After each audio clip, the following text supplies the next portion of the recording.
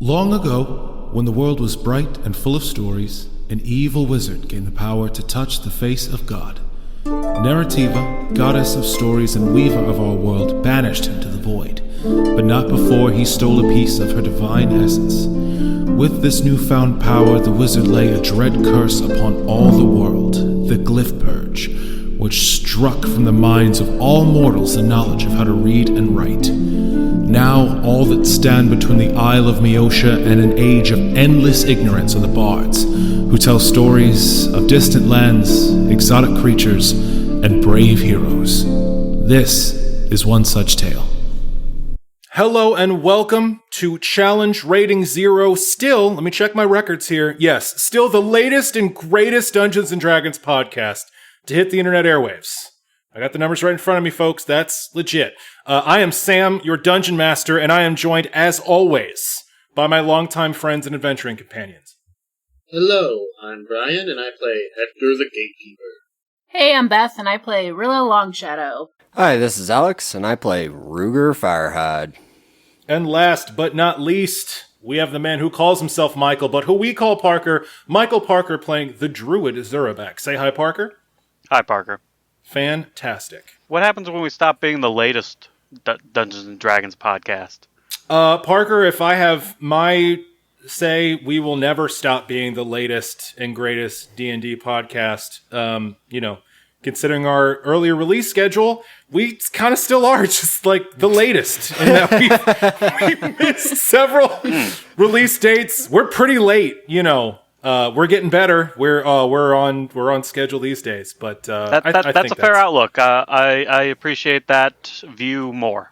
Yeah, there we go. We could just drill in and be more specific, and we can be the latest and greatest St. Louis D&D podcast ever. I don't know. There's some pretty good St. Louis podcasts. D&D specific. I'm sure they're out there, and Yeah, we just don't listen to them. The latest and greatest actual play 3.5 D&D podcast out of St. Louis with one cast member that lives in Colorado. Because he's a traitor. Yeah, it happened one time. You guys just won't let it go. It happened one time. You moved to Colorado once, and they never forgive you because you still live there. Even if he moved back, we still wouldn't forgive him. Probably not. How's everyone doing this week? Is everyone doing okay? Is everyone good? No. Peachy keen. Hunky dory. I am devastated at the loss of my patron. I'm very concerned about the life of the woman that's paying me to be here to put up with Hector Zurbak's shit. Yeah, your boss definitely got kidnapped. Brian, you're not okay either? Are you for the same reason? Yeah. Alex, I thought you had a real patron for a minute there. I was like, what? Like a warlock's patron? I was like, someone's paying, is that your wife? Is she paying you Yes. in Colorado? In fact, she is, yes. Quick shout out to my wife. Thank you for everything you do. IRL patrons. All right, well, I guess let's get back into it and see what we can do about... But why is Brian so sad? I interrupted. I'm sorry. Yeah, Brian, why are you sad? Because Inga Hilltopple is missing. She's not my That's boss. A good point. She's my friend. That's a good point. Aw, you are so cute. I know. It's really cute right now. Ah. Well, let's see what we can do to remedy that situation. When last we left our heroes, Hector, Rilla, Zurabak, and Ruger Firehide had engaged in a battle with a fiendish servant of the void, Varix, a monk clad in black, naming himself the Hand of the Void, whispered threats to you all telepathically. Through your combined efforts, you were able to drive away this dread servant, this Hand of the Void, but not before he was able to kidnap one of your party, the aforementioned Inga Hilltopple, matron of the Hilltopple family, and ostensibly your boss, the lady that paid you all to accompany her wagon train all the way to Everspring. You have been instructed by Varix, Hand of the Void, to bring the Bard and the book to the Necropolis, deeper into the Badlands. You were instructed to follow the ravens, a clue that led Ruger to pinpoint pretty much where you folks are going to need to go. Animals are very rare in the Badlands, and any place where carrion crows are gathering would have to be just chock-a-block with dead bodies. You have decided to journey a little closer to this ultimate destination of the Necropolis with the wagon train of the Hilltopple family, where you will create a staging ground to do some surveillance on this mysterious location. So we join our heroes now as they journey across the cracked, scarred, and pitted landscape of the Badlands. Black stone and crystal spires raising in insane angles all around you. Huge chasms yawning open on either side of the very rough road you are traveling through. It is about midday. The sun is a crazy greenish hue as it scuds lowly over the horizon, distorted by the wild magical effects of the Badlands themselves. Where are you all in this wagon train? What are you doing? Walking. Probably closer to the back. He doesn't walk fast. Zurbak is walking. I'm at the front. I'm mounted on the back of Cole and keeping an eye on the surroundings, looking for anything suspicious. I am always on top of the wagon. That is where I sit, regardless. So that's where I am. Hector, where are you at? Hector is gonna be on the roof of the wagon with Rilla. Cute. Very cool. Rilla, how do you feel about your space being invaded like this? I'm cool with it, mostly because we don't have a plan, and I offered myself up as a sacrificial lamb, but we have no plan, so... Yeah, that's... yeah. Talking strategery is why Hector is up there. That's what I figured, so I'm cool with that. Well, as you all are making your way through the Badlands towards your eventual goal of the Necropolis, Ruger Firehide, would you like to start us out with a survival check to guide your party through this horrifically inhospitable environment? All right, first roll of the session. Let's go. Ooh, that's decent. That is an 18 in total.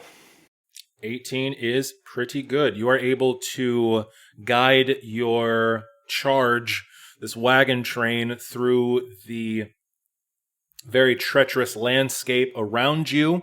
You weave back and forth through enormous craters strewn with rubble, a few bits and pieces of ruined buildings that are starting to pop up in your path as you get deeper into the heart of the Badlands. And after an hour or so of travel, you do see, pay dirt, you see a small speck in the air far on the horizon that's moving kind of like a bird would. It seems like you've found a raven, a very rare sight here in the Badlands, which are almost completely devoid of animal life. I take note of the bird and its location, and then I circle back to the wagon that Hector and Rilla are on. Carrion crow up ahead. I think I have eyes on our destination. Well, that's... I guess good news? Man, my stomach is rolling. Do we have a plan yet, or am I just gonna get shot? It's fine, but we need a plan. Fuck. A plan would be nice, but our plan is as stated. We need to surveil. Once we have the lay of the land, then we make the plan. It's the only way forward. We just need to sneak up on a psychic monk. That sounds doable. Sure. How hard could that possibly be? Honestly, how hard could that possibly be? That's for like level 1 adventurers, clearly. For sure. Psychic martial artists whose mouths are stitched shut. No big deal, man. No big deal. Warm-up fight, you know? Sebastian pipes up, says, "Well, Mr. Firehide, if the carrion crows are in sight, should we maybe, set a base camp that's far from the necropolis? We don't want to get all these halflings in harm's way, we don't want to do that." It's a fair point, Sebastian. That being said, perhaps I'll ride up a little bit and just make sure that crow is in fact the indication that we expect it to be. I'd hate to set up a whole camp and it turns out it's just a bird. So, I'll be back post-haste. I suppose I jumped the gun on that. Sorry! Sarugar, you ride out on Cole to chase down that speck over yonder? Just far enough to at least ascertain that we are in fact close enough to our destination to where it makes sense to make camp. For sure. Go ahead and roll me a spot check as you ride out ways from your party and try to find some high ground. So that's a 16. Okay.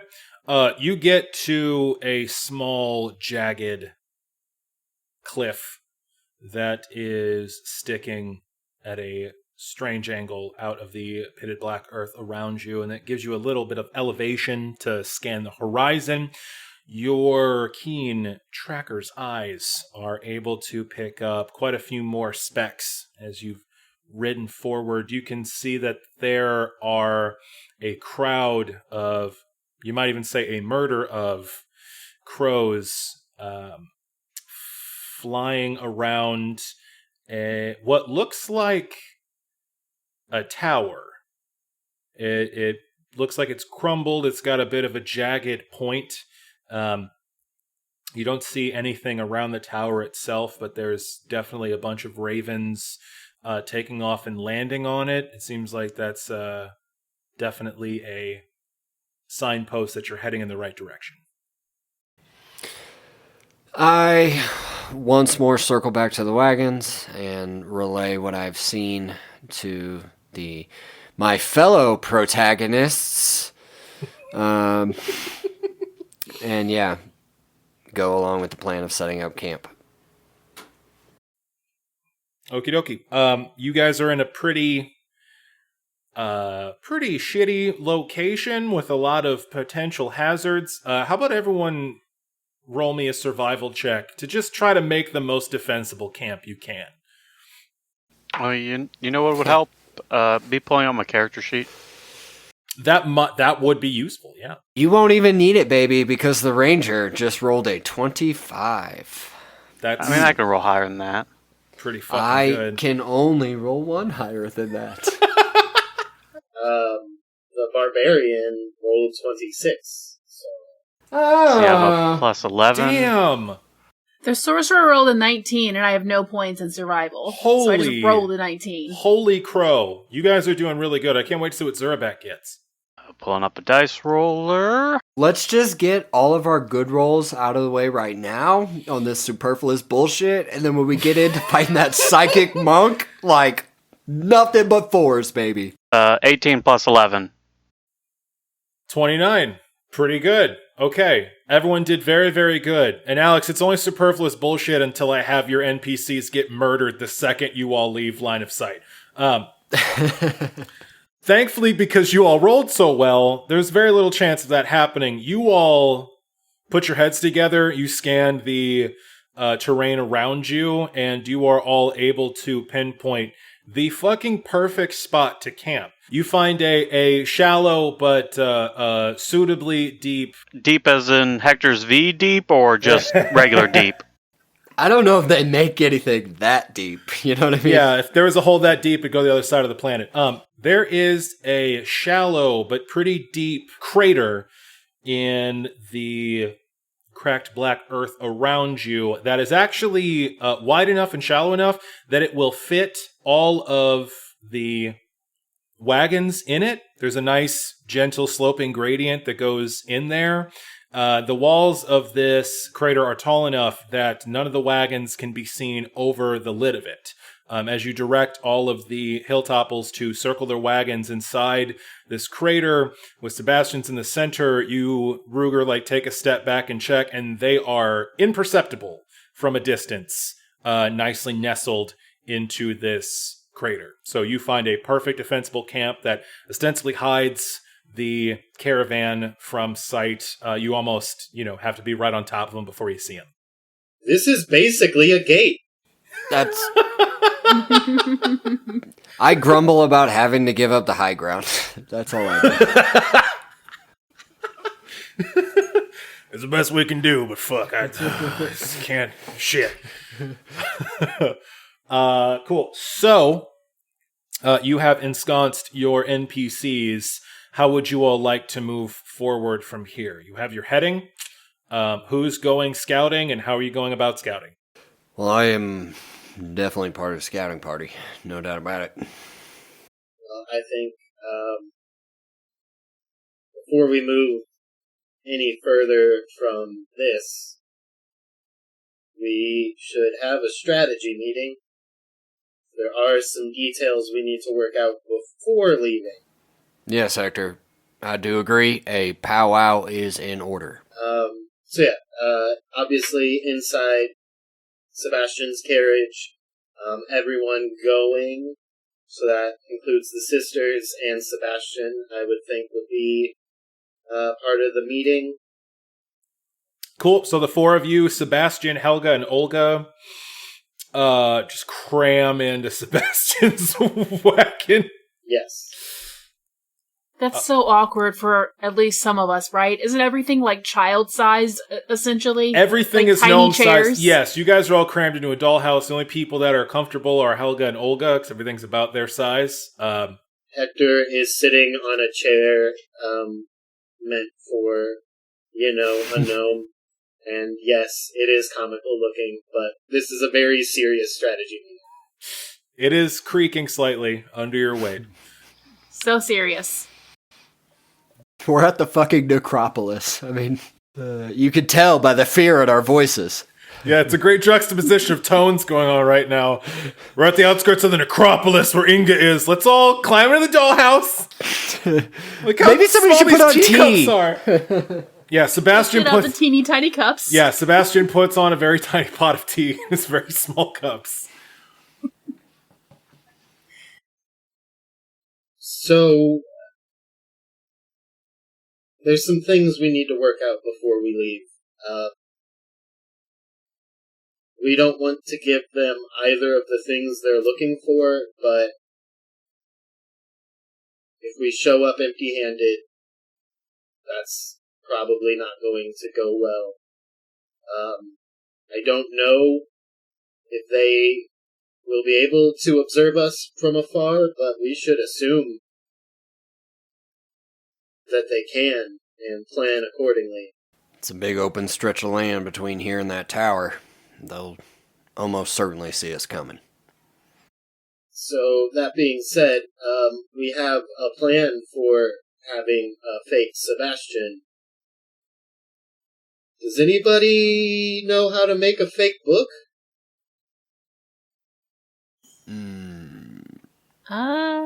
Well, short answer's no. Long answer is a little bit more of a long-winded version of no. Sebastian sighs deeply and looks at his backpack and says, "Oh, I think I can help. I have a few things in my haversack here, and they're not all the, Stricken's grimoire. Let me see." He reaches his hand into his backpack, to the wrist, then to the elbow, then to the shoulder. He leans over on his tiptoes, reaching into this bag, and he pulls out a book, a sizable book. It is leather bound with a metal clasp, and it has some red ribbon page holder that is spilling out the bottom of it. There are runes and glyphs writing deeply pressed into the cover. You, of course, can't make any of it out. And he says, I found this, well, before I met any of you, just a bit of writing I found laying about. I recovered it, as is my duty as a bard. I have no idea what it is or what's written inside of it, but it's definitely not the Stricken's grimoire. So, if we have to sacrifice anything, I just pray it's not, too important. Hopefully it's a cookbook or something. Here. Will they know what the cover of the proper grimoire looks like? Well, you could wrap it up. It's book-shaped and book-weighted. Make it look more, awful. Like beaten up? No, like Creepy? evil. Yeah, okay. Hmm. How? Helga and Olga pipe up at that. Helga says, well, we could give it the once over. Really just fuck it up a bit. Make it a little more grungy. Olga says, yes, I've been needing to vent my frustrations. This book will be a good vessel for them. And they take the book from Sebastian, and Helga makes a small prick in her finger and smears some blood on it. Olga starts putting big jagged slashes into the cover of it to sort of fuck it up. We've got some old costume jewelry we'll wrap around it. Don't worry, we'll get it up to shape. Okay. Well, there's that. We have a fake Sebastian. We have a fake book. Olga says, well, the first thing that needs to happen is that we need to see what is going on, right? What the place looks like. Who's going scouting first? Helga and I ride fast, and we can make our way overland pretty quickly. Mr. Firehide, I'm sure, will need you to guide us. Most certainly.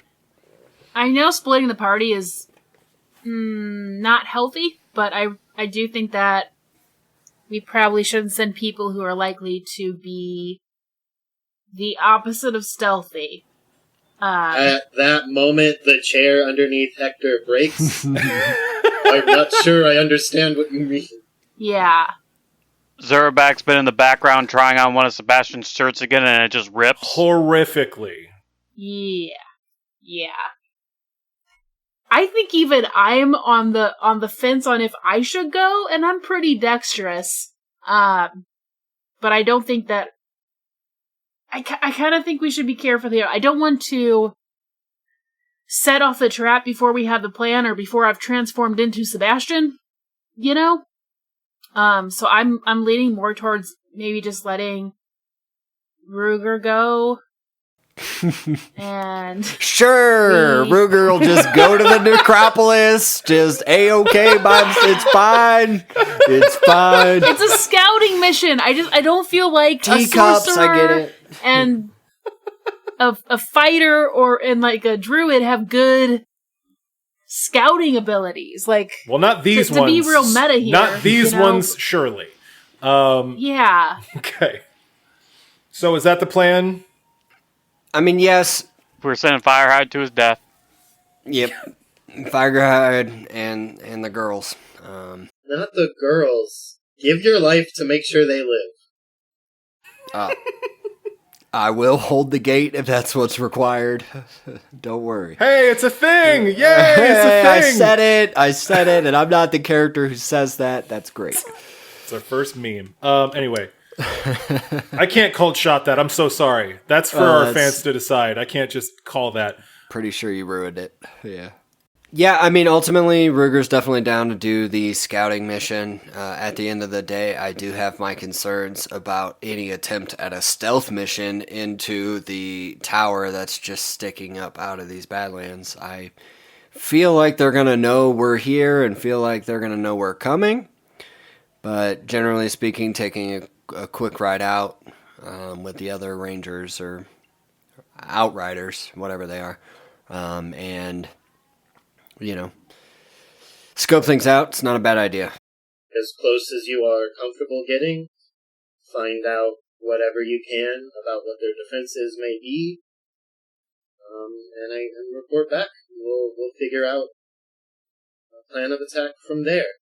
Helga says, "Great. Well, let's get going then. The dogs are saddled, and I'm sure your mount is as well. Let's hit the trail, as it were." I head out the door and make my way to my trusty ebon black steed, Cole. Helga and Olga follow after you. Their riding dogs are hitched right next to Cole. They all seem to be getting along rather amicably. And Helga and Olga both mount up. Olga says, You're confident in your horse's ability to traverse this landscape? You've ridden through the Badlands many times? I'm certainly reliant upon this horse and have been for quite some time now. I trust in Cole to get me where we're going. Olga pulls out a spyglass from her pack, this tube that lengthens out with a couple lenses in it. She says, "Well then, Mr. Firehide, we'll see who reaches that tower first." And she boots her riding dog and just fucking takes off. Helga says, Olga, don't! Oh, you stupid! Sorry. And Helga takes off as well. I hit the afterburners for sure. Fantastic. You all Digging bolt. those spurs.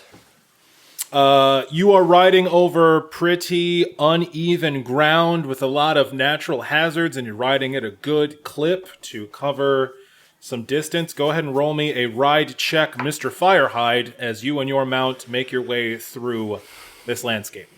So that is a dirty 20.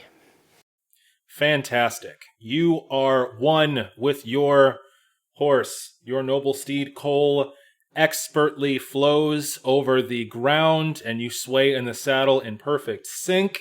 Helga and Olga are holding their own as well. Their dogs are a lot more nimble than your horse is. They're able to jump and leap and navigate around some stuff, run under some stuff that you have to, go around. But you're all keeping pace pretty well together and make your way forward. It takes almost no time at all for that tower to come into view. And as you get closer, you do see there's about a dozen ravens that are alighting upon the shattered peak of this ruined tower. They regularly fly up into the air in a big swirling cloud and then settle back down on the peak. As you get closer, you can see that this tower is, from the angle you were looking at it looked like it was mostly whole. This is two walls in an L-shaped intersection. The inside is completely hollow. There does not seem to be anything inside of it, and you don't see any people around it, just these ravens. As you get up alongside this tower, you can see farther out now, and there is a black cloud, some miles distant on the horizon. This black cloud shimmering against the sickly green skyline, and Olga pulls out her spyglass to look and says, "Oh, by Narrativa's braids." And she hands you the spyglass so you can look. I do. That black cloud is thousands and thousands of ravens. There are so many collected so closely together that from the distance it looks like a storm cloud. This jet black mass swirling on the horizon. Just thousands and thousands of them flapping all around in this giant scintillating mass. And Olga says, "Well, I guess we found where we're going." Ugh. quite disconcerting, that. And you all continue forward, weaving around the horrid spires, the strange metal-limbed trees, and the pockmarks and craters that line your path. After a little bit more travel, that large black cloud looms larger and larger as you approach until you can see a few of the birds in it without the help of the spyglass, and as the dust of the black earth radiates out behind you, you see a shattered city laid out before you. You're a couple 100 feet distant at this point, and there is plenty of cover, thankfully. You get to the shattered outer wall of what once was a great city. There is a broad and ruined road leading into a melted and ruined wrought iron gate, and before you lies a tumble of crumbling buildings, sagging and listing at all angles, their shattered ceilings reaching up like crooked teeth to the alien green sky before you. There are ravens alighting on damn near every surface as you all approach this city. The ceilings of some of these ruined buildings are black with birds. The cawing is cacophonous. This echo chamber of raucous just everywhere all around you, and this cloud of ravens is now above your head and casting quite a shadow over this city that you find yourself in. So when you say city, do you mean city like Pickers Run City, or do you mean city like Everspring City? This looks like it used to be a metropolis. You are on the outskirts, just getting into the wall of an enormous metropolitan area. There are buildings stretching out as far as you can see in every direction. Tumbled, ruined buildings, some sagging over the remnants of streets. But you are in an enormous city that is stretching as far as you can see, and this cloud of ravens seems to be forming over the entirety of it. This is definitely a remnant of the large cities that used to be populated before the Glyph Purge. Helga and Olga seem taken aback by the size of it all. Well, I'll be damned. That is got to be the largest city, dead or alive, I have ever seen. Helga says, I agree. I've been many places on this island, but never anything like this. Olga says, will you two quit gaping? We're here on a mission. Let us continue. Well, do you happen to see any building that screams where we're going? Olga looks vexed for a moment, but then her eyes brighten for a second, and she picks up a piece of carrion that one of these ravens has been fitfully chomping on, and she waves it in front of her dog's nose. She says, follow the stench. And her dog perks up and makes its way forward.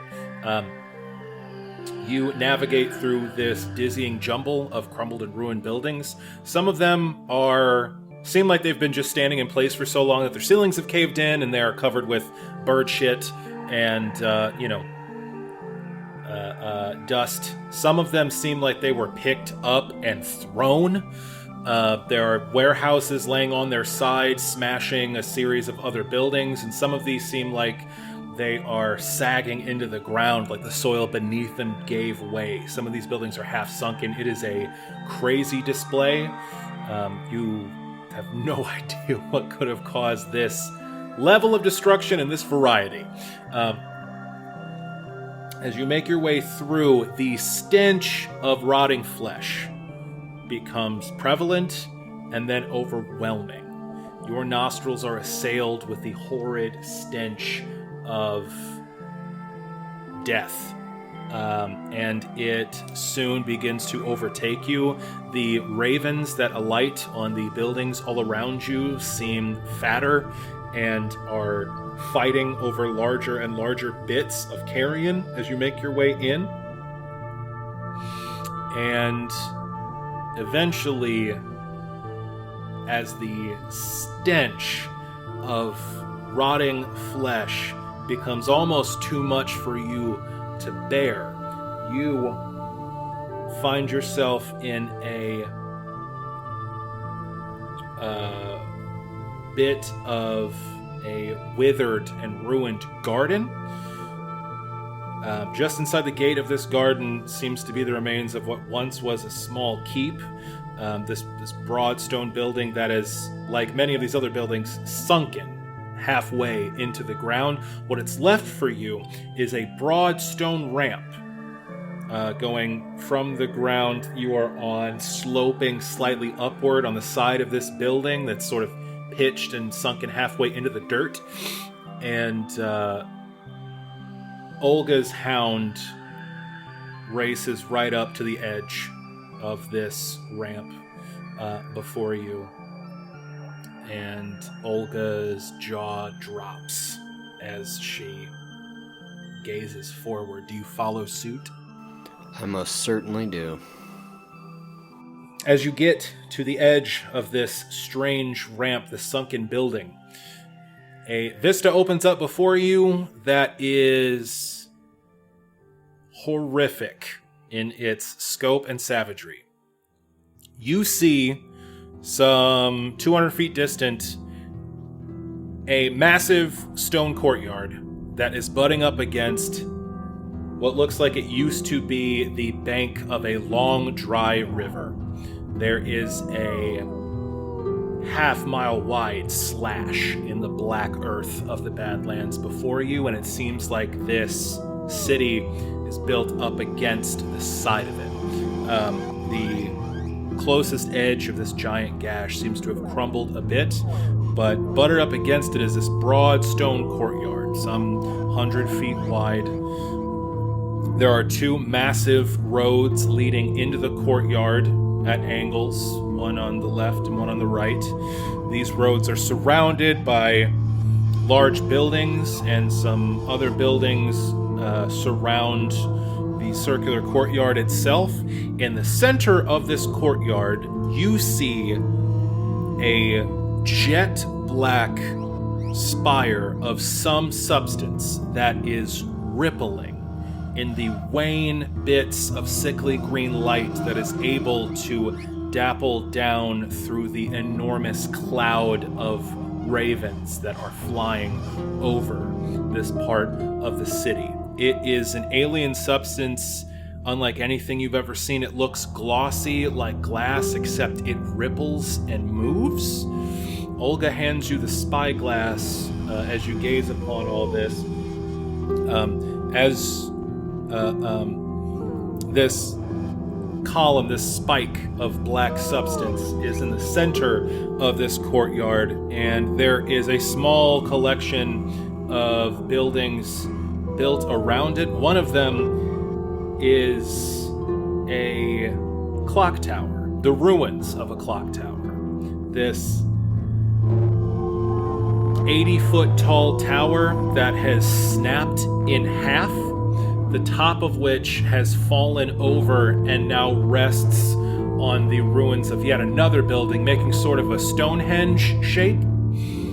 The face of this clock tower is looking down directly at this black spike. The tip of it is only 20 feet from this clock tower that hangs over it. You see 12 black-robed figures around this black spike of strange energy. They are chanting. A bit too far away for you to make out, but you do pick up the dull hum of their chanting.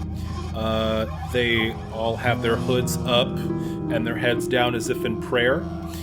And there is one figure dressed in skin-tight black leather that is making their way around this ring of robed figures. And that is what you see before you.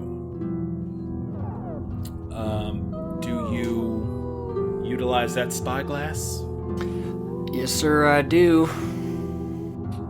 You take a closer look, and this black spike, it hurts your eyes to look at it a little bit. There's something about it. As soon as you run the spyglass over it and get it full in your view, it hurts to look at. Something kind of fires off in your brain, and you want to look away very badly. Not only is the inky black substance of this roiling, there are faces pressing out from the surface of this spike, this giant black spike. As it ripples, you see faces pushing, like they're pushing against a film of black ink before disappearing once again into the spike. You also see more clearly the people around it, these 12 hooded figures. They are wearing, every one of them, necklaces with a fist-sized wooden disc as the pendant. Painted on that disc is a purple spiral shape, marking them as servants of the stricken. And walking around them is the figure you saw before, Varix, the Hand of the Void. He is making a slow circle around these worshippers that are standing around this black spike. And as you watch, he stops behind one of these worshippers. He lifts one of his hands, and in a deft motion, his hand flashes forward and he strikes the back of this worshipper with the palm of his hand. And nothing happens for a moment. The worshipper is jostled. And then as you watch, they go stock still, the worshipper. They throw their head and arms backwards as if they're being buffeted by a strong wind. The robe comes off of their head, and as you watch, their eyes start to emit this blackness. They're completely taken over by pitch black substance. Their mouth opens as wide as it'll go, and this blackness seems to leach out of their mouth as well. And you can just barely see this bluish wisp escape their body and be sucked into this black spike in the middle of this circle, which ripples crazily as it crosses the threshold. What in the absolute fuck? Wow. That is, okay. I am not about this. I am quite concerned. That is a terrifying artifact. I don't know what that spike is. I don't know what is happening there, but it is not a good sign that that dude's soul just got sucked out of it. And is he like, when you say that he is emitting blackness, do you mean that it's like this smoky blackness that's like coming out of him, billowing out of him type deal? Or is it an illumination, or what do you mean? His mouth and eyes have basically turned into 3 large circles that are emitting a black glow. There's like a cones of blackness that are shining, for lack of a better word, out of his face. That is horrifying. Okay. Well, I, for one, both as a player character and the player who is playing a character, I think I've seen enough. I'm good to report our findings back to the rest of my well-armed and capable companions. It'd be real super nice if you guys were here right now. So Ruger, as your very soul is troubled by the horrific scene before you, and you're like, I've seen enough of whatever the fuck that is. Olga does pipe up beside you as you start to turn away. Wait a moment. This is all incredibly fucked up. I'll give you that. But we still don't know where my mother is. We've seen this, but we don't know where they're keeping her. well, I do not see your mother, but I think we can all agree that this is certainly home base for our enemies. This is little doubt in my mind that she's being kept here somewhere. Yes, it has to be here, doesn't it? God, I still wish I knew what that smell was. The stink of death. It's everywhere. As Olga says that, you hear some shuffling beside you. And, Beside me? What? forgive me. Go on. You hear some shuffling off to the side of you, is what I meant to say. Clarify my terms. As Olga says that, you hear some shuffling off to the side of you, and you see on one of the streets leading into this courtyard a string of undead being led by another group of robed figures, about 5 in all. There is a column of them. You see about 5 of these desiccated corpses wearing bits of old ruined armor, walking into this courtyard, being tended to by some of these robed figures.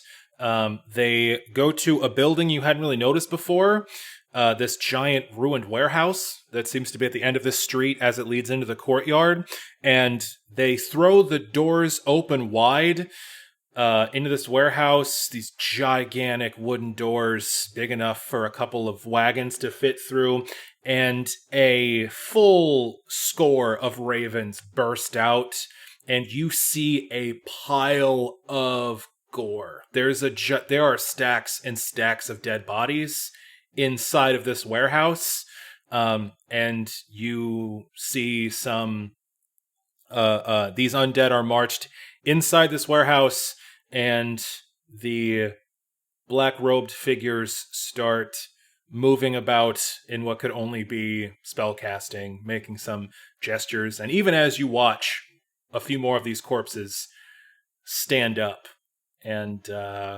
shakily find their feet. So you're telling me that a couple of necromancers, a group of necromancers, have a warehouse full of dead bodies and are just bringing them back at their leisure.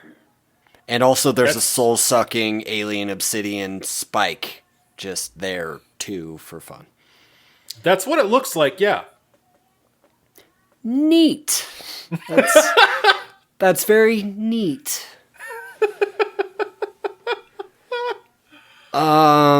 So, no obvious sign of Inga, though laid eyes upon Varix. There's a warehouse of corpses, and a soul-sucking spike, and a clock tower Stonehenge bridge that's laying over it, and some sort of ominous throne that looks down at the spike. Is that about summing up? Also, the enormous cliff face and the yawning chasm that all of this is backed up against. Yes. Oh yeah, that too. Okay. But that goes without saying. It's fine. Yeah, obviously that was just a given. Shambling corpses, endless flocks of crows. Yeah, I think I've seen it all now. I felt that way earlier, yet still here we are. So I think I've seen all I need to see twice over. Shall we perhaps return to the camp and share what we've seen? I'm not sure there's much more we can do, just the 3 of us. Helga says, by all means, let's please get the fuck out of this horrible place. Olga spits on the ground and says, Yes. Yes, we should. Please, quickly, yes. You know, Rilla, I'm feeling really optimistic about this scouting mission. Me too. Would you like another cup of tiny tea? Oh, please, thank you. I must say, it's really nice for us to get the opportunity to just chat. You know, so glad you like the selection. It's a lovely oolong, and I came across it actually in Picker's Run. It's old Evan, that poor nervous fellow. He really gave me the hard sell. Dude's a total shark. I'm telling you, like, none of you guys called it in that episode, but Evan is a shark. So Ruger, you begin the journey back to your companions. Do you guys do anything while Ruger's gone besides have a lovely tea party to juxtapose the horror that I just put our listeners through? Listeners, I'm sorry, that was a whole lot of me just describing horrible shit, and I apologize, but I had to set that scene. I built an elaborate sugar cube tower. It stays up for a lot longer than you think, but then Zurabak just dive bombs it from the top down in one giant chomp. Sorry, I assume. Zurabak, I don't speak for your character. No, Zurabak doesn't. Snake does. Snake does. There we go. That's live audio of Zurabak eating the sugar tower. It's very important. It was No, nice. he's eating other things in Sebastian's Cave of Wonders. Oh yeah, there you go. Again. Cave. Yeah, it's a cave on wheels to Zurabak. He doesn't know any better. He's a swamp boy. You're telling me this cave moves? That's Ruger's voice. My bad. How could you tell? all jumbled Ruger's up. voice is so inconsistent. It's got that twang. So How long Ruger is the scouting? How long are... it takes about 2 hours for them to get there and 2 hours for them to come back. So they're going at full fucking speed. So yeah, it takes about 4 hours. By the time they get back, the sickly green sun is starting to melt into the electric purple sunsets that are familiar in the Badlands. It's all very weird. But after about 4 hours, Ruger returns with Helga and Olga. They come in at a full gallop, and Ruger, would you say you look shaken? Dare I say stirred. That was bad. You should probably cut that one out. We'll see. Yeah. Now it has Anywho, to stay in along with you telling him to cut it out. That's how it works. Well, now definitely it's gone for too long. So I'm going to go for a bit without talking here because I just talked for way too much. Let's finish out this episode with you guys talking. So Ruger, you get back to the camp. You guys see Ruger get back. What do you do? well, I shakily dismount from Cole and take a second to gather my bearings and my thoughts, and then I approach my companions, looking at their little teacups, nonplussed. Hey, you're back. How was it? Well, wasn't great. I'll say it was, in fact, pretty horrifying. Looks like y'all had a great time, though, so that's nice. Zurabak shrugs. Yeah, okay. Honestly, though, it's a horrorscape.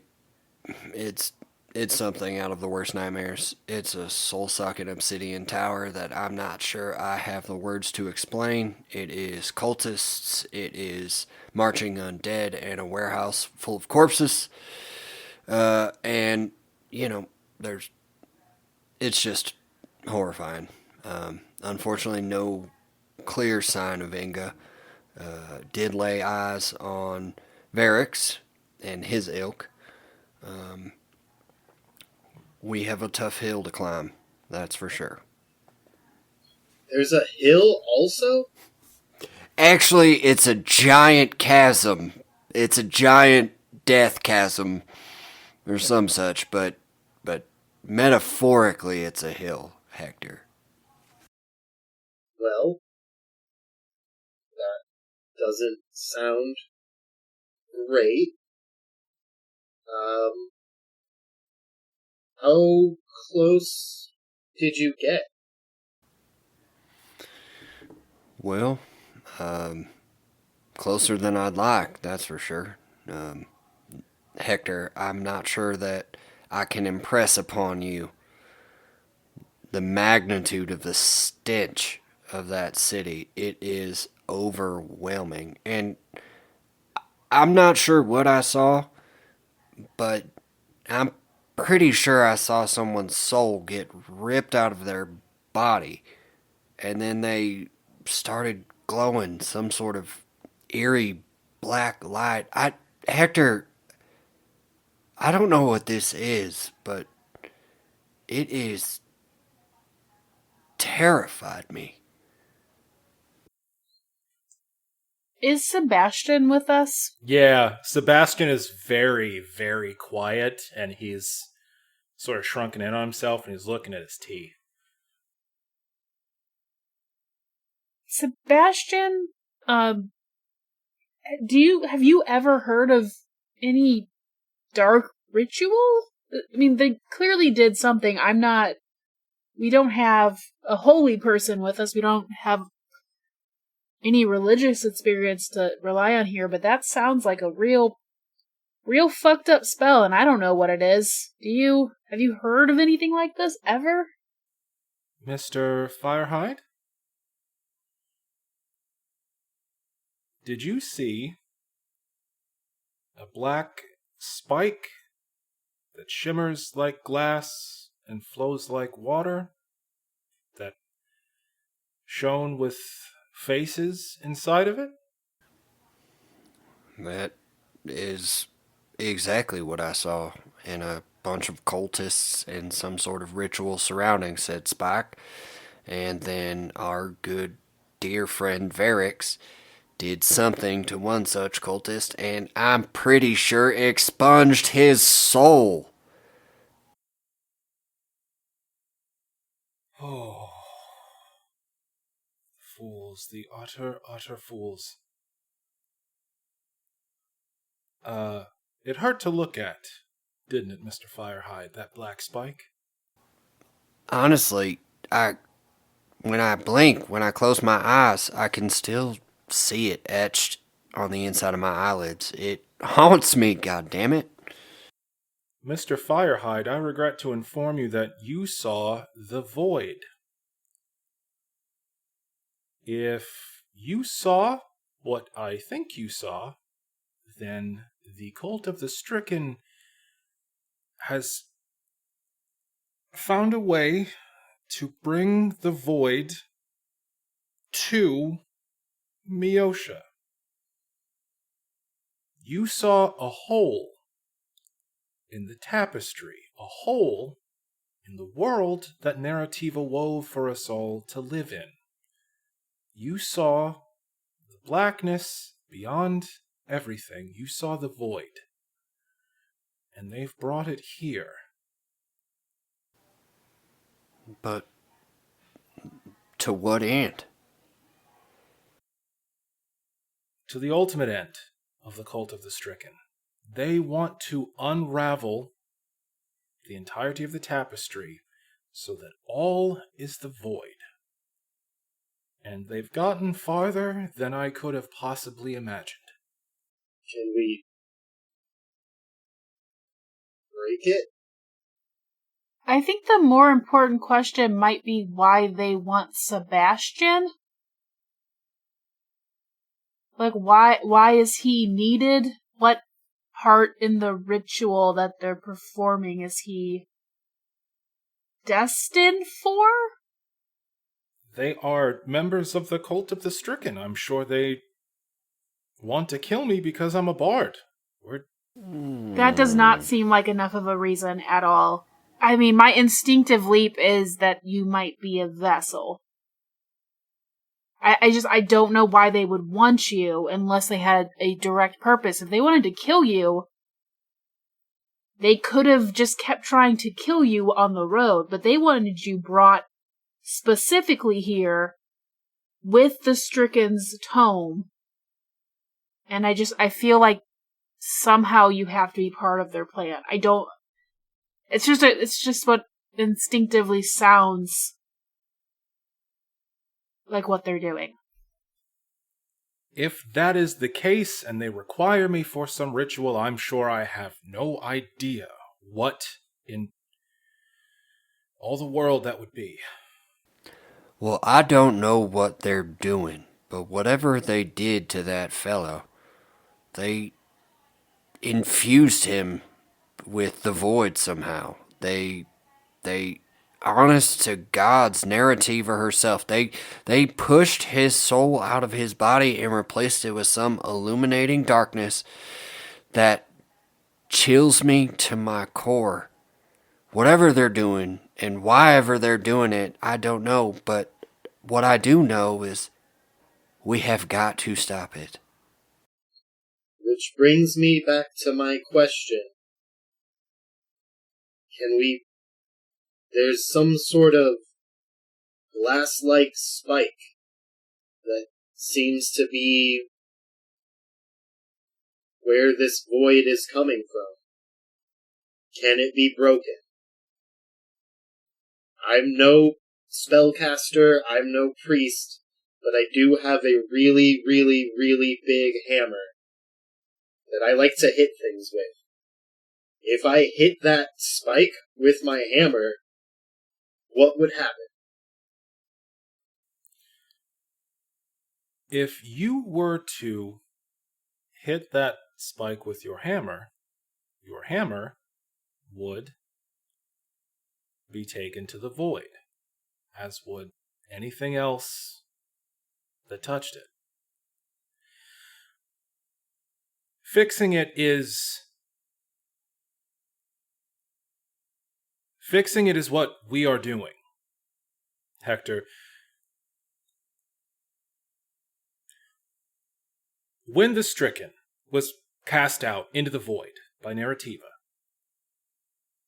when he barged his way into the divine realm and was expelled into the darkness beyond the end of the tale, he grasped a strand of hair from Narrativa's head, as the stories go, pulled it from her, and brought it with him into the void. That strand of hair, it gave him enough power, the essence of a goddess, to curse the entire world forever. It was not only an arcane focus for his power, it was a piece of reality, a thread in the tapestry that we all live on. When you pull a thread out of a piece of fabric, it leaves holes behind, spaces. The world we live on is a tapestry that is made by the gods themselves and laid over the void. That piece of the tapestry that was taken, that strand of Narrativa's hair, left holes. I want to end the glyph purge. I want to find the secrets in this book so that we can find how to put it back. I don't know how. I couldn't even venture a guess. The Stricken did. So, you said that you saw faces in the spike? Shifting images, swirling, and honestly, Hector, they look to me like they were in agony. So those are people. Souls? Trapped in the void? Is that... Am I close? I look to Sebastian. That sounds about the right of it. And we can't do anything to help them? Not right now? I don't know what we could do right now. No. It's beyond my abilities and beyond my knowledge. What we do now is we protect that book, and we protect Sebastian, and we find Inga. We get what we came for, and then we take what we've seen and we take it to the bards at Everspring. Perhaps someone there might know more. All right. Well, what can we do? What defenses did you see? I saw Varix, which, if you might recall, was a son of a bitch in his own right. And I saw a whole pack of cultists. And some shambling dead, mind you. And honestly, there was a fallen down clock tower. Who knows who was therein? There was a warehouse full of corpses, and did I mention necromancers? And just as a nice layer on top of this cake, the stench, Hector. The stench alone should be categorized as a defense. Okay.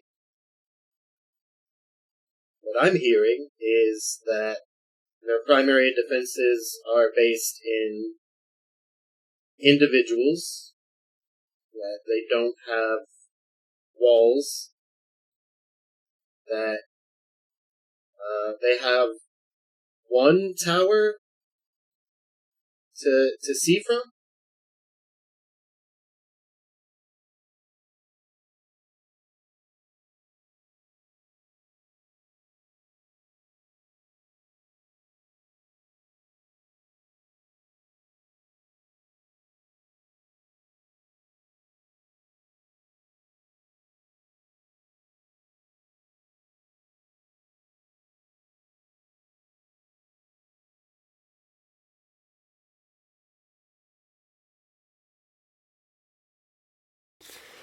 Well, in their defense, we are in a literal God's forsaken wasteland, a blasted landscape full with the actual Walking Dead. No one in their right mind would be out here in the first place.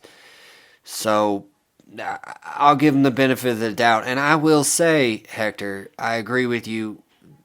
The absence of a walls is to our benefit. But the addition of a warehouse full of ready-to-animate corpses does not so much work in our favor.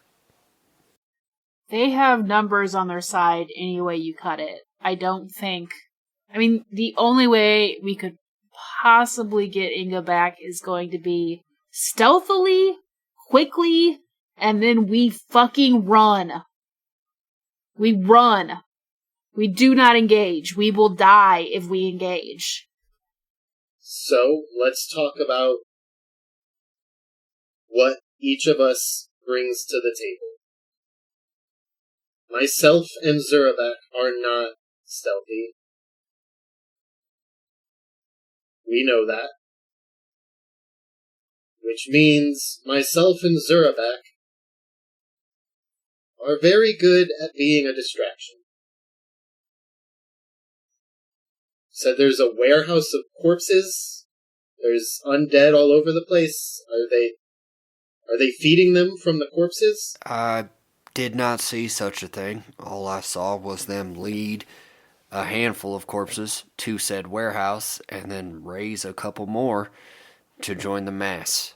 I'm not sure if it's what exactly is happening there. How far away from the tower is the warehouse? Close proximity for sure. It's Like 100 feet. it's extraneous to the courtyard for sure. Well, that's good. So, say a distraction coming from the warehouse area would draw people 100 feet away from the tower. Yes, So, the two heaviest will not join you. and you're expecting. So what you're proposing here is that you and Zurabak, you'll make a distraction that will attract the attention of our enemies long enough that Rilla and yours truly will infiltrate the Broken Tower, find and rescue Inga, and then we all escape. We flee. That's the plan?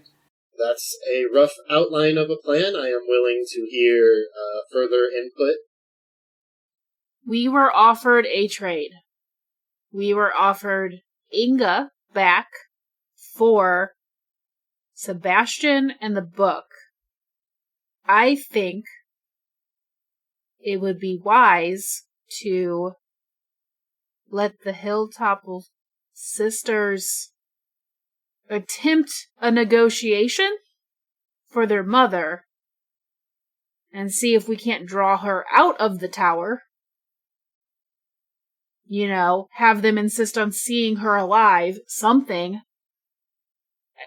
I think it's a lot to ask of us to sneak into a tower, the stealthy characters who can't really, well, I can't take many hits. I'm a sorcerer.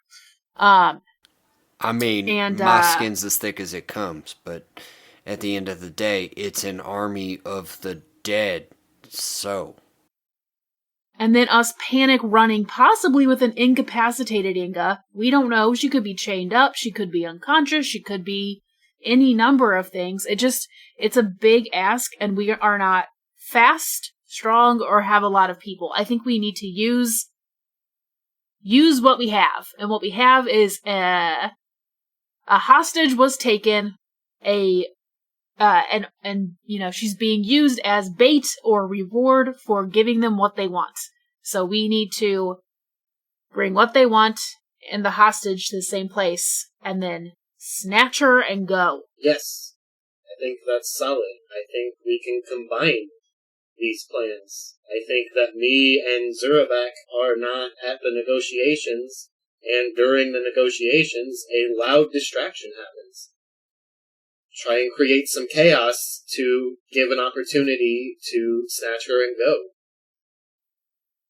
I also am concerned that our ruse will not last particularly long with the levels of magic we have. I think we're going to have a at a glance keep me back if I am going to be Sebastian, but with this level of magic, I think they're going to see through it pretty quickly. So we have to be quick. He could talk in our minds, and so that is concerning. Yeah. Yeah. I am so delighted by everything that's happening right now. This is so good. Please continue. Well, I'll say... God, can he listen to us right now? Are we fucked? I am delighted Shit. by everything happening right now. Oh, God. Please continue. I claw my eyes out. I go ahead and just do that. Because I've seen the Void Spike, you know? I know what's waiting for us. So. Also, thank you for Void Spike. Hashtag Void Spike. That's going on t-shirts. Void Spike is now what it's called. Oh, that's fun. It's my new band name. That's pretty good. It sounds like a shitty amusement park ride that gives splinters to everyone. The Void Spike! Oh, God. Ladies and gentlemen, Zurabak, the lead singer of Void Spike, their newest album. Anyways. No, they don't scream. They all just like, yeah, whatever. Damn it. Nailed it. They clap sarcastically. That's fantastic. Zurabak, I have been volunteering you to be a distraction. How do you feel about that? Zurback fell asleep in his chair like an hour ago. Fantastic. Yeah. Alright, Zurabak is on Team Distraction. Well, I will happily accompany Helga and Olga as they talk to what I assume is going to be our psychic monk friend Varix, at the base of the Void Spike. I'll just go ahead and go with them then. That sounds like the thing I'll do. And I'm bait. Would you prefer to be bait? But you're going to be bait that apparently the hook is going to be kept well back so that you're hard to identify bait. Is that my understanding? I'm pretty sure that Helga, Olga, and myself will be staring the dragon in the maw, if you will. Oh, yes, we did that once. We did. But Yeah. was that the time Zerback said something about eating dragon wings? Or I assume that was a jest. You didn't. No, we fought a dragon once. Mostly a giant alligator druid fought a dragon, and we ran away from that fight.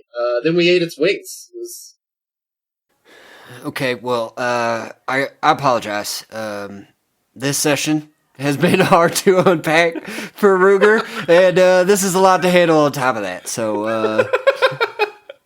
Ruger, what we're saying is we have fought above our weight class before. We're not afraid to do so again. And now we have you, for better or worse. mainly better. I think we'd all agree. And here's the kicker, Ruger. If I am plotting out our placements for what constitute as a plan right now, I'm plotting them out correctly. That's me and Zurabak just entirely out of it, waiting to wreck some shit to cause a distraction. That's Rilla in the form of Sebastian holding a fake book, staying back. And that's you and the Hilltopple sisters getting close. And so, when the distraction happens, You want me to stab Varix and take Inga? Is that what you're? Is that the bush you're beating around, Hector? Is that you I'm expect? not telling you what I want you to do. I am telling you that where your placement puts you means that that's gonna have to be what your job is. That's great. We all know I have a proven track record of hitting Varix every time I want to. I'm pretty sure that every time I've attempted to cut a motherfucker. Look, I think that of the people up close, that Varix is not going to leave the prisoner, no matter what kind of distraction happens mid-negotiation. I imagine he will stay and probably, I don't know, maybe some other guards. There's going to be further obstacles once the distraction happens, but there will be less obstacles once the distraction happens. I expect that the daughter's main job will be physically getting their mother out of there. And so, yes, that puts you in the most direct path of Varix. And I want to make sure that you understand that that's what this plan currently is shaping to be, Hector, and are comfortable with that. that is honestly surprisingly magnanimous of you. That's to date, that's a little out of character. In fact, I appreciate your concern, sir. And all jesting aside, I have every intention of doing everything that I can to help recover Inga, and to do whatever I can to throw a wrench into our good friend Varric's plans. Whatever he is doing in this city, we must put an end to. And if it requires me to be on the front line of danger, then that's where I'll be. I think we need to send the Hilltopple clan away. When we leave for this meeting, I think we need to send them with real Sebastian and the real book out of here, and we can catch up. The whole clan should just pack up with Sebastian as part of the clan and they should start heading out of here. And we take just the sisters. Well, my concern about that is the fact that the Badlands is still a really shitty, awful, horrible, deadly place, and I was hired to protect them, and y'all have been serving the same role, and to send them out into the wastes alone is in its own right concerning. I think the encampment is currently as hard to find. I understand that Varix can pick our brains, but the thing is, I foresee if everything goes perfectly well and we get away, I foresee a chase happening, like immediately. Which is why. So if they're just sitting in camp, well, don't worry, Rilla. Ruger will hold the gate. Olga pipes in at this point and says, Rilla, I appreciate your concern for the family. Helga and I think that is a very good idea. We'll have everyone move out as soon as we all make our move. The path back to the main road, blasted as it is fairly clear, and, well, they'll just follow the tree line. We've armored the wagons, we've armed ourselves. We're in battle readiness. I think the clan will be just fine. Also, they'll have this bard with them. Yes, I'll protect the Hilltopple family from all the things. Zurbak laughs in his sleep. Fantastic. and I also think that there is a clear need for negotiation that the sisters are going to do. I think that they are the ones who will be demanding their mother to see their mother before they get Sebastian, because they have the clearest tie to that. We're hired help. That And performance will not take very much inspiration. Right, you are. right. Yeah. So I think that they're going to take the talking lead. I think your job is, act the role of hired help, be the muscle, and do whatever you have to do to get Inga out of there. All right, so at this point, Sebastian pipes up and says, so, just so I can get this right for the story I'll have to craft after the fact, you all are approaching this city and this courtyard from two different directions. On one hand, Zurabak and Hector will be staged to cause a distraction, while on the other hand, Helga and Olga will lead Rilla, disguised as myself, into the courtyard with Ruger to negotiate for the release of Inga. Once she has shown herself, a distraction will be sprung by Hector and Zurabak, hopefully causing enough of a distraction for the Hilltopples to snatch their mother, while Rilla and Ruger battle their way free of the fray. Is that my understanding? That sounds about the right of it. Well, if that's the case, then I am going to need a full night's rest to formulate some quality nightmares about everything that's probably going to happen in the next 24 hours or so. If you'd all please get out of my wagon so that I can fret, I would certainly appreciate it. Well, Sebastian, the only thing I would say is just whatever you do, don't think about the soul-sucking void spike. As long as you do that, you'll be okay. Oh, okay. I certainly won't.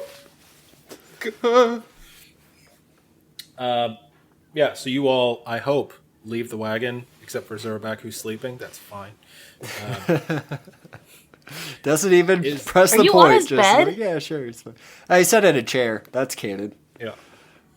But how, like, I'm just trying to imagine the space. Like, he's a half-orc, Oh, no, right? he's Like, sprawled over the entire back half of it. You all have to step over him to get out. Okay. Chair is a strong word. Countertops? Surface upon which he rests. Okay.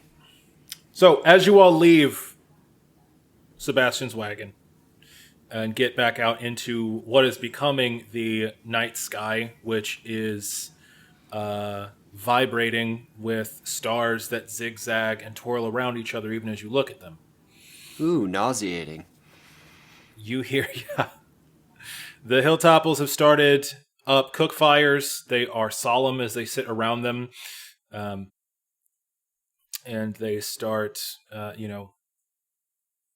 very low and solemn conversation with each other. And in the glow from these cook fires, you see at the very edge of camp a tall figure almost sashaying in.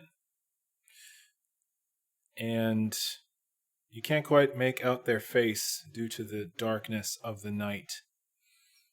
But you do hear a voice say, "Is that my sarsaparilla?" I drop my bow to the ground and... And that's where we'll end.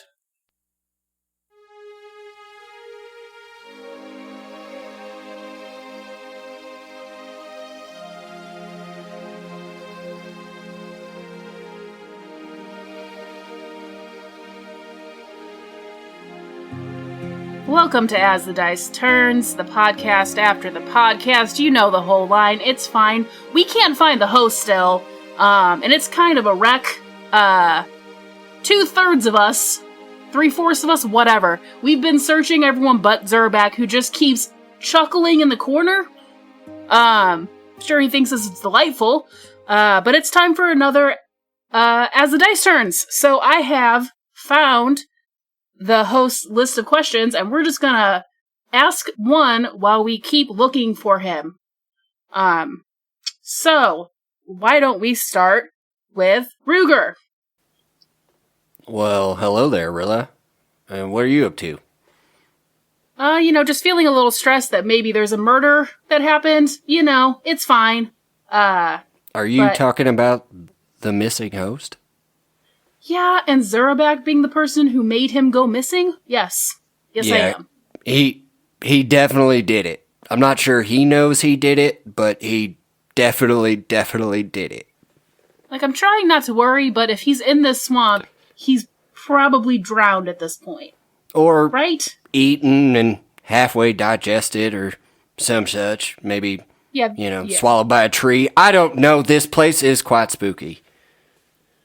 Okay, well, we're just gonna do a question, and then we can get back to searching. So, my question for you, which was from the host notebook, is, what did you want to be when you grew up?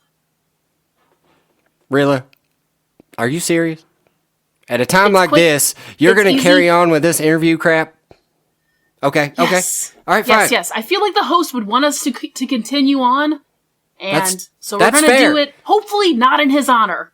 Hopefully. In his living memory, I'm willing to answer this question. So what did Ruger Firehide want to be when he grew up? Well, ma'am, it's simple, if not a little bit predictable. Ruger wanted to be what he became. He wanted to be a sheriff. And I did that for a mighty long time, and, hopefully one day, perhaps I'll find myself in the position again. So you never once wanted to be anything other than what you were as a child. It was always sheriff. It was never like circus clown. I mean, young Ruger, growing up on the streets of Sandstone, certainly did play his fair share of cops and robbers, and every once in a while he did indeed play the robber. I think every lawman takes a look at that line and considers what would be on the other side of it. But to answer your question on the record, what did Ruger want to be when he grew up? A lawman. He wanted to be a lawman. I'm sensing you might have enjoyed being unlawful a bit, but I'll take you at your word, sir. I am not sure what you mean, Rilla, and quite frankly, I'm offended at the implication, okay? Okay, so where are you searching next? Oh, well, honestly, I'm a little directionally challenged in this swamp. It's pretty hard to see in here. It's foggy, it's misty, there's monsters in the water. I was going to head that way. I saw Hector coming from the other direction, and I figured it'd be best if I what would be helpful, I think? Sharon is pretty distraught, and Zurabek is not making it better. Where is Sharon? She makes the world's best tea, and I'd love to find her. I think you need to make her some tea. She left the studio. I saw her taking some deep breaths outside. So maybe that can be your task, is just to calm her down. Ma'am, I am on it. I am coming to Sharon's rescue. I'll see you later, Rilla. Excellent. Thank you. Hector, how's it going? Rilla, it's... You know, we're making progress. We know a lot of places that he isn't. I'm really glad he wasn't in the hollowed out log. I was concerned we might find him there. Yeah. I mean, why did Zurabek hollow the log out? Why does Zurabek do anything Zurabek does? I don't know. I really don't. But this is very stressful. Well, might I regardless, say, you're doing a wonderful job. And if you can hear us, we are still looking. I don't hear anything. Oh, God. I hear too many things. Okay, well, I told Ruger that we were just gonna do some questions because it's time for the next As the Dice Turns and the host is still missing, so I'm going to ask you the same question that I asked Ruger, not in memory of the host. We are hoping to find him still. That is important. So the question is, what did you want to be when you grew up? Now that's an interesting one. This may surprise you, but in the Gates, I heard many a story of heroes, great and bold and brave, from bards passing through, and as a young child, I always dreamed of one day telling those stories. I wanted to be a bard. It seemed really like the right thing for me, you know, loving those stories the way I did. I'm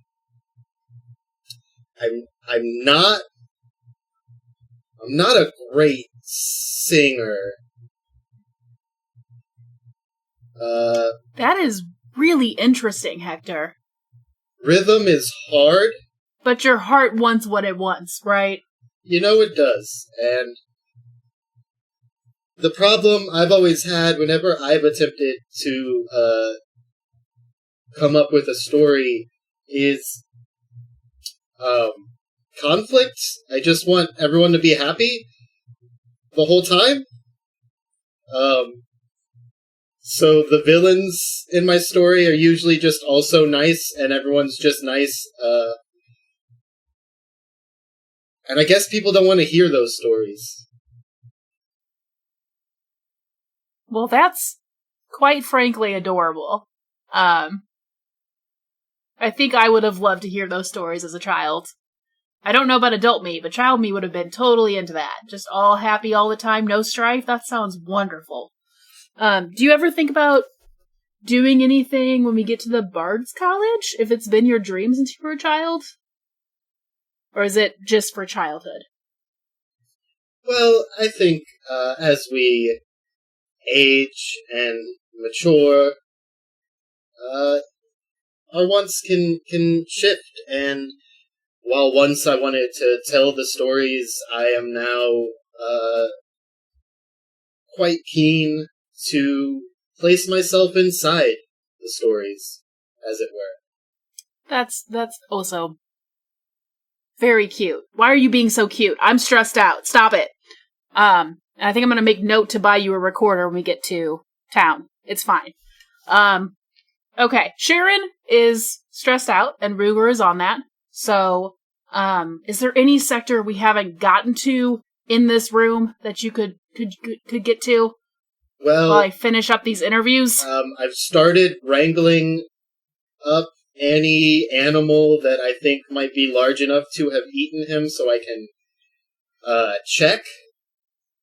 So that's where I'm at in the search process. Oh God, How are we checking? Do I I want to know? think you probably don't want me to answer that question. Rilla, probably don't. Let's just... Oh, Hector's so adorable, and let's just move from that. That's... Okay, that's fair. Well, thank you for answering my question. No, Let's Rilla, get back to work. thank you. Finally, Zerabak, you've just been looming in the corner this whole time. Are you going to give us any more hints of where the host went? Do you even know? If I told you that, that'd ruin probably nothing. I am attempting to not get angry. I am attempting to because we are protagonists and have a lot of work to do, but if I find the host dead, I'm gonna be pretty pissed. Just FYI. They'll find another one. The other one would probably just be Sharon, and she's also going to be pissed, and you'll never get another delicious treat out of her. Small prices. Okay, well, let's finish this up, because I want to get back to searching for the host. So, Zerabak, let me ask you a question. What did you want to be when you grew up? Fed. Fed? That's it? They didn't feed you? I thought you had like a whole town of people. More ferocious? Bigger teeth. He rubs his tusk. Yeah. This is getting a little graphic. Can you not rub your tusk in front of me, bud? No. You asked for it. I absolutely did not. I asked what you wanted to be when you grew up, and you said a bunch of nonsense at me. Did you want to have a career of any type? Did you want to be a great druid? Anything. I have given my answer. You just wanted to be bigger. Okay. Bigger and stronger. Much, much bigger. Fiercer. Fed more. Do you eat people, Zerabak? I feel like I have to ask. You asked your one question already. Stricken, damn it! Okay, well, we clearly have to get back to searching, before I have to send Zerabak to be checked by Hector. Which I also don't want to know anything about. So, thank you, dear listeners. This has been As the Dice Turn. Keep those dice turning, rolling, whatever. I'm busy. Hey there, dear listeners. It's Sam, your Dungeon Master here, checking in with the credits after the show. First of all, thank you so much for listening to Challenge Rating 0. Your ears, your downloads, your time mean all the world to us here, and we are thoroughly enjoying making this program for y'all's enjoyment, and we hope you stick with us going forward. If you would like to follow us, we're on Instagram at Challenge Rating 0, Facebook at Challenge Rating 0. We put memes, updates about the show, new episode information on those platforms. You can find us on Twitter at challenge_0. You can find Beth, who plays Rilla, on Twitter at Dragon, the letter N, Distress. You can find Brian, who plays Hector the Gatekeeper, on Twitter at Dalibrak. You can find me, your humble Dungeon Master, on Twitter at Horace Kemp 3. And you can find Alex, who plays Ruger Firehide, on Twitter at Alex Clinky.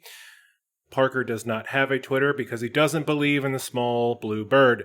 If you'd like to contact us here at the show, you can email us at challengerating0@gmail.com. Send in your As the Dice Turns questions, and we will read those on the program.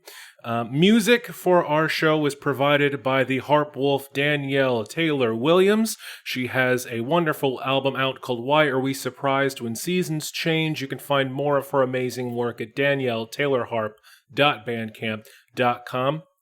Additional music for the show is provided by Justin Ra. He has a new website, justinra.com. That's Justin, You can find his work there. He has an album out called Age of the Spirit that is available to stream. I highly recommend you check his work out as well. If you'd like to support the show more concretely, we have a Patreon. You can go to search for Challenge Rating 0 on Patreon. You can find ways to give to the show more directly. You can get access to our private Discord where you can chat with us here at the show. And also, I'd like to plug my website, samthedm.com. If anyone out there is looking for a quality professional dungeon master, you can go to my website and find out how to reach out for a private event. If you're in the St. Louis area, I can come to your door, and if you are not in the St. Louis area, we can hook up something virtually. Thank you again for listening to Challenge Rating 0. We appreciate your attention more than you know. And hey, if you're enjoying the show, make sure you tell a friend about it. Word of mouth is pretty much the only way we advertise, so share a link. Head to Apple Podcasts, give us a rating, maybe a review. We'd certainly appreciate that. Stay safe out there, folks. Take care of each other, and we'll see you next time.